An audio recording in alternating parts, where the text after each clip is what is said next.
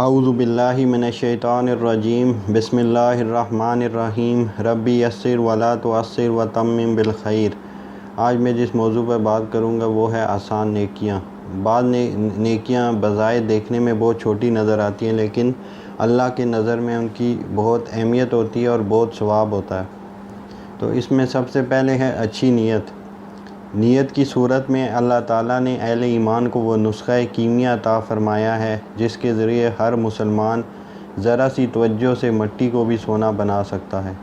حدیث میں اللہ کے نبی کا ارشاد ہے کہ تمام اعمال کا دار و مدار نیتوں پر ہے۔ اس کے بعد ہے دعا۔ اللہ تعالیٰ کو بندوں کا دعا کرنا بہت پسند ہے۔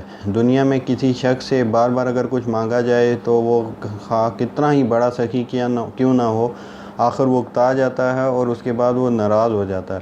لیکن اللہ تعالیٰ کا معاملہ یہ ہے کہ بندہ اللہ تعالیٰ سے جتنا زیادہ مانگتا ہے اللہ تعالیٰ اتنا ہی زیادہ اس سے خوش ہوتا ہے، اور اللہ تعالیٰ اس سے اتنے ہی زیادہ خوش ہوں گے، بلکہ حدیث میں ہے کہ جو شخص اللہ تعالیٰ سے مانگتا نہیں اللہ تعالیٰ اس سے ناراض ہو جاتے ہیں۔ اس کے بعد ہے مسنون دعائیں۔ یوں تو ہر حاجت اللہ تعالیٰ سے مانگنی چاہیے، لیکن سرور دو عالم صلی اللہ علیہ وسلم نے دن رات کے مختلف اوقات میں جو مختلف مواقعوں پر کچھ خاص دعائیں سکھائی ہیں، مثلا نیند سے بیدار ہونے کی، بیت الخلاء میں جانے کی، آنے کی، وہاں سے واپس آنے کی، گھر سے باہر نکلنے کی، وضو کرنے کی، مسجد میں داخل ہونے کی، مسجد سے نکلنے کی، گھر میں داخل ہونے کی، کھانا کھانے سے پہلے، کھانا کھانے کے بعد، اذان سننے کے بعد، کپڑے پہننے کے وقت، آئینہ دیکھتے وقت، بستر پر پہنچ کر سونے سے پہلے، مختلف مواقع پر مختلف دعائیں سکھائی ہیں جو ہمارے دین و دنیا کی تمام ضرورتوں کے لیے انتہائی جامع اور مفید دعائیں ہیں۔ اگر ہم ساری عمر سوچتے رہیں تب بھی ایسی دعائیں خود سے نہیں مانگ سکتے جو سرور دو عالم صلی اللہ علیہ وسلم نے سکھا دی ہیں۔ اس کے بعد ہے استغفار۔ اللہ تعالیٰ نے استغفار کو گناہوں کے زہر کا تریاق بنایا ہے۔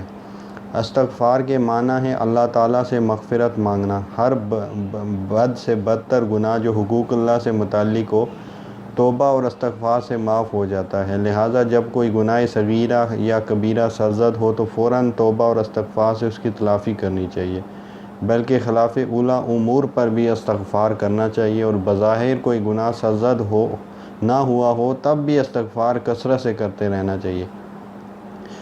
ہم جانتے ہیں کہ اللہ کے نبی گناہوں سے بالکل معصوم اور پاک تھے، اور اللہ نے ان کے اگلے پچھلے تمام گناہ معاف کر دیے تھے، لیکن اس کے باوجود آپ صلی اللہ علیہ وسلم فرماتے ہیں کہ میں اللہ تعالیٰ سے روزانہ 70 سے زائد مرتبہ توبہ و استغفار کرتا ہوں۔ اس کے بعد ذکر اللہ تعالیٰ کا ذکر بھی ایسی لذیذ اور آسان عبادت ہے کہ انسان اسے چلتے پھرتے اٹھتے بیٹھتے معمولی توجہ کے ساتھ ہر وقت انجام دے سکتا ہے، اور اس کے فضائل اور فوائد بے شمار ہیں۔ اللہ تعالیٰ نے قرآن کریم میں جگہ جگہ اپنا ذکر کرنے کی تاکید فرمائی ہے۔ مثلا اللہ تعالیٰ کا ارشاد ہے یا ایھا الذین آمنوا اذکروا اللہ ذکرا کثیرا، اے ایمان والو اللہ تعالیٰ کا ذکر کثرت سے کرو۔ پھر ہے درود شریف۔ حضرت صلی اللہ علیہ وسلم پر درود شریف بھیجنے کے اتنے فضائل احادیث میں آئے ہیں کہ ان پر علماء اکرام نے مستقل کتابیں تیار کی ہیں۔ ایک حدیث میں حضرت نے ارشاد فرمایا ہے کہ میرے پاس میرے پروردگار کی طرف سے ایک آنے والا آیا اور اس نے کہا کہ آپ کی امت کا جو شخص آپ پر ایک مرتبہ درود بھیجے اللہ تعالیٰ اس کے لیے 10 نیکیاں لکھتے ہیں، اس کے 10 گناہ صغیرہ معاف فرماتے ہیں اور اس کے 10 درجات بلند فرماتے ہیں۔ اس کے بعد ہے شکر۔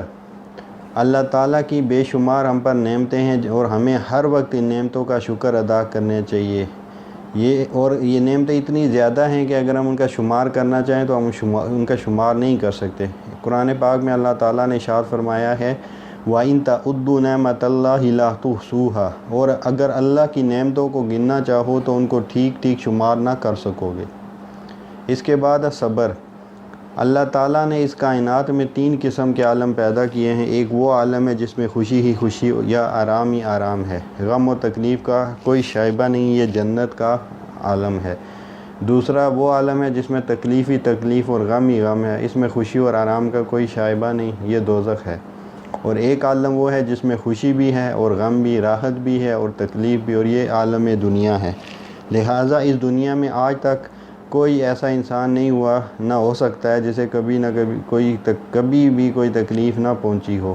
انسان کتنا ہی دولت مند ہو، کتنا ہی بااختیار ہو، کتنا ہی نیک یا اور متقی ہو، اسے اس دنیا میں خوشی کے ساتھ، غم سے اور آرام کے ساتھ تکلیف سے ضرور مقابلہ کرنا پڑتا ہے۔ بڑے بڑے پیغمبر بھی تکلیفوں اور پریشانیوں سے گزرے ہیں۔ اس کے بعد ہر عام کام شروع کرنا بسم اللہ سے شروع کرنا۔ ہر قابل ذکر کام کو بسم اللہ سے شروع کرنا ان اسلامی شعائر میں سے ہے جن سے مسلمان پہچانا جاتا ہے۔ حضرت صلی اللہ علیہ وسلم کا ارشاد ہے، ہر وہ اہم کام جسے بسم اللہ سے شروع نہ کیا گیا ہو وہ ناقص اور ادھورا ہے۔ پھر ہے پہلے سلام کرنا۔ مسلمانوں کو سلام کرنا بھی اسلامی شعائر میں سے ہے اور ان سے ایک مسلمان کی شناخت ہوتی ہے۔ اس کے اور احادیث میں اس کے بہت سے فضائل آئے ہیں۔ خاص طور سے کسی مسلمان کو سلام کی ابتدا کرنا بہت بڑی نیکی ہے۔ حدیث میں ہے کہ لوگوں میں اللہ تعالیٰ کے قریب وہ شخص ہے جو لوگوں کو سلام کرنے کی ابتدا کرے۔ پھر ہے بیمار پرسی۔ بیمار شخص کی عیادت بھی بڑے اجر و ثواب کا عمل ہے اور حضرت صلی اللہ علیہ وسلم نے ہر مسلمان کے ذمہ دوسرے مسلمان کے جو حقوق بیان فرمائے ہیں ان میں بیان پرسی بھی داخل ہے۔ بعض فقہا نے اسے واجب تک کہا ہے لیکن صحیح یہ ہے کہ یہ سنت ہے۔ پھر ہے نماز جنازہ اور تدفین میں شرکت۔ کسی مسلمان کے مرنے پر اس کے نماز جنازہ پڑھنے اور جنازے کے ساتھ قبرستان جا کر تدفین میں شرکت کرنے کی بھی احادیث میں بہت فضیلت آئی ہے، بلکہ اس کو حضرت صلی اللہ علیہ وسلم نے مسلمان کا حق قرار دیا ہے کہ اس کے مرنے پر نماز جنازہ میں شرکت کی جائے اور جنازے کے ساتھ قبرستان جایا جائے۔ پھر ہے تعزیت اور مصیبت زدہ کی تسلی۔ کسی شخص کے انتقال پر اس کے گھر والوں سے تعزیت کرنا اور اپنے قول و فعل سے ان کی تسلی کا سامان کرنا بھی بہت ثواب کا کام ہے۔ حضرت عبداللہ ابن مسعود رضی اللہ عنہ سے روایت ہے کہ حضرت صلی اللہ علیہ وسلم نے ارشاد فرمایا، من عز مصابا فلہ مثل اجرہ۔ اس کے بعد اللہ کے لیے محبت کرنا۔ کسی شخص سے اللہ تعالیٰ کی خوشنودی کی خاطر محبت رکھنا بھی بڑا عظیم و شان عمل ہے جس پر بہت اجر و ثواب کے وعدے کیے گئے ہیں۔ اللہ کے لیے محبت کرنے کے معنی یہ ہیں کہ کسی سے کوئی دنیاوی مفاد حاصل کرنا مقصود نہ ہو، بلکہ یا تو اس سے اس لیے محبت کی جائے کہ وہ زیادہ دیندار، متقی اور پرہیزگار ہے، یا اس کے پاس دین کا علم ہے، یا وہ دین کی خدمت میں مشغول ہے، یا اس لیے محبت کی جائے کہ اس سے محبت کرنے کا اللہ تعالیٰ نے حکم فرمایا ہے، جیسے والدین، قریبی عزیز رشتہ دار، دوست احباب۔ کسی مسلمان کی مدد کرنا۔ کسی مسلمان کا کوئی ضروری کام کر دینا، اس کے کام میں مدد کرنا یا اس کی کوئی پریشانی دور کر دینا بھی ایسا عمل ہے جس پر حضرت صلی اللہ علیہ وسلم نے بہت بڑے اجر و ثواب کے وعدے فرمائے ہیں۔ حضرت عبداللہ ابن عمر فرماتے ہیں کہ حضرت صلی اللہ علیہ وسلم نے ارشاد فرمایا، جو شخص اپنے کسی بھائی کے کام میں لگا ہو اللہ تعالیٰ اس کے کام میں لگ جاتے ہیں، اور جو شخص کسی مسلمان کی کوئی بے چینی دور کرے اللہ تعالیٰ اس کے صلے میں اس سے قیامت کی بے چینیوں میں سے کوئی بے چینی دور فرما دیتے ہیں۔ اس کے بعد ہے جائز سفارش کرنا۔ کسی مسلمان کے لیے جائز سفارش کرنا بھی بڑے ثواب کا کام ہے۔ قرآن کریم کا ارشاد ہے، من یشفع شفاعۃ حسنۃ یکن لہ نصیب منہا۔ جو شخص کوئی اچھی سفارش کرے اس کا اس میں سے حصہ ملے گا۔ اور حضرت صلی اللہ علیہ وسلم کا ارشاد ہے، سفارش کرو تمہیں ثواب ملے گا۔ اس کے بعد ہے کسی کے عیب کی پردہ پوشی۔ اگر کسی مسلمان کے کسی عیب کا علم ہو جائے تو جب تک اس سے کسی دوسرے مسلمان کا نقصان پہنچنے کا اندیشہ نہ ہو اس کی پردہ پوشی بھی بڑے ثواب کا کام ہے۔ حضرت ابو ہریرہ رضی اللہ عنہ روایت کرتے ہیں کہ اللہ کے نبی نے ارشاد فرمایا، جو کوئی بندہ کسی دوسرے بندے کی پردہ پوشی کرتا ہے اللہ تعالیٰ قیامت کے دن اس کی پردہ پوشی فرمائیں گے۔ اس کے بعد ہے نیکی کی ہدایت کرنا۔ کسی دوسرے شخص کو کسی نیک کام پر آمادہ کرنا بھی بہت ثواب کا کام ہے۔ اگر ایک شخص کی کوشش سے کوئی دوسرا شخص کسی نیک کام پر تیار ہو جائے تو اس نیک کام کا جتنا ثواب کرنے والے کو ملے گا اتنا ہی ثواب اس شخص کو بھی ملے گا جس نے اس نیک کام میں اس کی رہنمائی کی۔ اس کے بعد صدقہ و خیرات۔ صدقہ و خیرات کی کثرت بھی انسان کے نامہ اعمال میں نیکیوں کے اضافے، گناہوں کی معافی اور دوزخ کے عذاب سے بچاؤ کا ایک مؤثر ذریعہ ہے۔ قرآن و حدیث میں صدقے اور بھلائی کے کاموں میں پیسہ خرچ کرنے کے بہت فضائل وارد ہوئے ہیں۔ اس کے بعد ہے معاف کر دینا۔ کسی شخص کو اگر دوسرے نے تکلیف پہنچائی ہے تو اسے شریعت کی حدود میں رہ کر بدلہ لینے کا حق حاصل ہے، لیکن اگر وہ بدلہ لینے کی بجائے اس کو معاف کر دے تو اللہ تعالیٰ کے یہاں اس کا بہت اجر و ثواب ہے۔ قرآن کریم میں ارشاد ہے وَلْيَعْفُوا وَلْيَصْفَحُوا أَلَا تُحِبُّونَ أَن يَغْفِرَ اللَّهُ لَكُمْ، اور انہیں چاہیے کہ وہ معاف کر دیں اور درگزر سے کام لیں۔ کیا تم یہ بات پسند نہیں کرتے کہ اللہ تعالیٰ تم کو معاف کریں؟ اس کے بعد نرم خوئی۔ لوگوں کے ساتھ نرمی کا معاملہ کرنا بھی اللہ تعالیٰ کے نزدیک بہت پسندیدہ عمل ہے، جس پر بہت ثواب ملتا ہے۔ حضرت عائشہ رضی اللہ عنہا روایت کرتی ہیں کہ حضرت صلی اللہ علیہ وسلم نے ارشاد فرمایا، اللہ تعالیٰ نرمی کا معاملہ کرنے والے ہیں اور نرمی کے معاملے کو پسند فرماتے ہیں، اور نرم خوئی پر وہ اجر عطا فرماتے ہیں جو تندی اور سختی پر نہیں دیتے بلکہ کسی اور چیز پر نہیں دیتے۔ پھر صلح کرا دینا۔ اگر دو مسلمانوں کے درمیان کوئی تنازع ہو تو ان کے درمیان صلح کرا دینا بھی نہایت اجر و ثواب کا کام ہے۔ قرآن کریم کا ارشاد ہے انما المؤمنون اخوة فاصلحوا بین اخویکم واتقوا اللہ لعلکم ترحمون۔ بلا شبہ تمام مسلمان آپس میں بھائی ہیں، لہٰذا اپنے دو بھائیوں کے درمیان صلح کرا دیا کرو اور اللہ سے ڈرو تاکہ تم پر رحم کیا جائے۔ پھر ہے یتیموں اور بیواؤں کی مدد۔ یتیموں اور بیواؤں کی مدد بھی بہت فضیلت کا عمل ہے۔ قرآن کریم کا ارشاد ہے یسألونک عن الیتامی قل اصلاح لہم خیر۔ لوگ آپ سے یتیموں کے بارے میں پوچھتے ہیں، آپ کہہ دیجئے کہ ان کے حالات درست کرنا بڑی بھلائی ہے۔ پھر ہے اہل و عیال پر خرچ کرنا۔ اس دنیا میں کون ہے جو اپنے اہل و عیال کے کھانے پینے کے انتظام کی فکر نہیں کرتا؟ بعض بے حس افراد کو چھوڑ کر تقریباً ہر شخص کی معاشی دوڑ دھوپ کا اصل مقصد یہی ہوتا ہے کہ اس کے اہل و عیال خوشحالی اور فراغت کی زندگی بسر کریں، لیکن یہ بات بہت کم لوگوں کو معلوم ہے کہ اپنے اہل و عیال کی جائز ضروریات پر روپیہ پیسہ خرچ کرنا بہت ثواب کا کام ہے۔ اس کے بعد ہے والدین کے ساتھ حسن سلوک۔ قرآن و حدیث میں والدین کے ساتھ حسن سلوک کی بہت تاکید آئی ہے۔ بندوں کے حقوق میں سب سے زیادہ حق والدین کا رکھا گیا ہے۔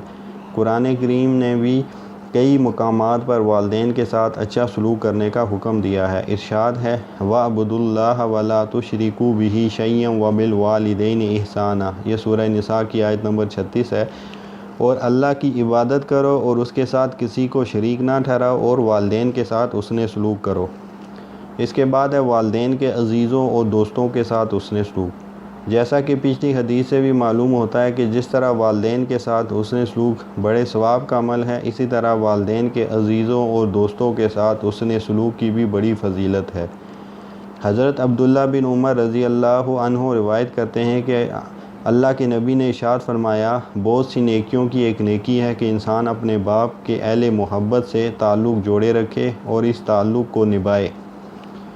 پھر ہے میاں بیوی کا آپس میں حسن سلوک۔ میاں بیوی کا ایک دوسرے کے ساتھ حسن سلوک، اس کی ضروریات کا خیال رکھنا، اس کے ساتھ خندہ پیشانی کا مظاہرہ کرنا اور اس کی ناگوار باتوں پر صبر کرنا بھی بہت ثواب کا کام ہے۔ اللہ کے نبی کا ارشاد ہے مسلمانوں میں کامل ترین ایمان ان لوگوں کا ہے جو ان میں اخلاق کے اعتبار سے سب سے اچھے ہوں، اور تم میں بہترین لوگ وہ ہیں جو اپنی عورتوں کے لیے بہترین ہوں۔ پھر ہے صلہ رحمی۔ رشتہ داروں کے ساتھ حسن سلوک کو صلہ رحمی کہا جاتا ہے، اور صلہ رحمی بھی اللہ تعالیٰ کو بہت پسند ہے، جس پر اللہ تعالیٰ بہت ثواب عطا فرماتے ہیں۔